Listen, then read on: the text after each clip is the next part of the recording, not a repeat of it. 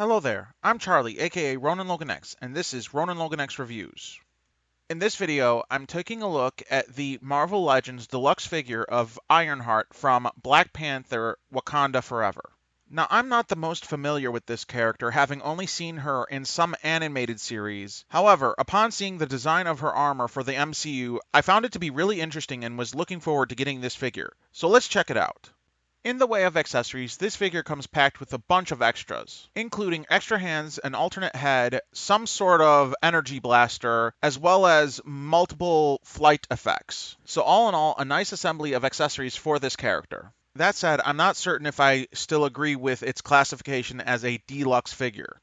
Also, I do have a few minor issues with some of the pieces of accessories, although I'm not certain if I would exactly consider these to be accessories, as these seem more of primary features of the figure, which are the rocket packs that attach to her back and the cord that runs from her blaster to one of her rocket pack pieces. And those issues are that both of those rocket pack pieces are fairly heavy and as a result make her top heavy and prone to falling over, as well as they themselves tend to pop out of her back. And the cord is very unruly and doesn't stay in as easily and makes for a difficult time when it comes to posing her arm. Now, I know these are nowhere near deal-breaking issues. I just wanted to make mention of them as I found it to be slightly disappointing that they arose.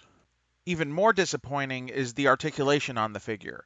While she does technically come with all of the articulation you would expect from a Marvel Legends figure, it is muted by the design of the armor, which renders a good deal of it moot and basically relegates the figure to more of an articulated statue, with only a few poses that can be achieved, at least in regards to her arms. Her legs do fare better, however, I still found them to be somewhat lacking. And the feet, while I appreciate the cool mechanical design of them, really don't lend themselves to allow her to stand properly, at least in my experience. Some people may have an easier time of it with them.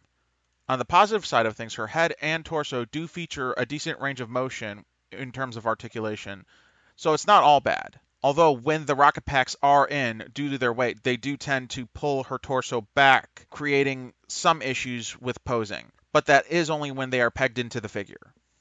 Moving on to likeness, I have to say that this is a pretty decent one. Not the greatest, but still very decent. I'm not the most familiar with her actress, Dominique Thorne. However, when looking at the alternate head, you can still tell that it is supposed to be this actress. So no complaints there.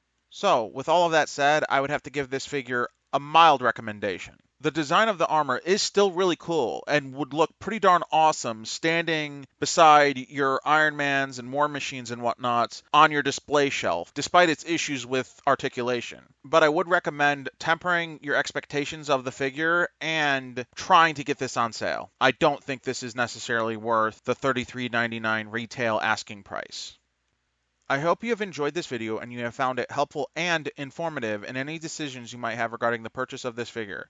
If you did enjoy this video, please leave a like, please comment, please subscribe, and ring that bell icon if you would like to be notified about any of my future videos.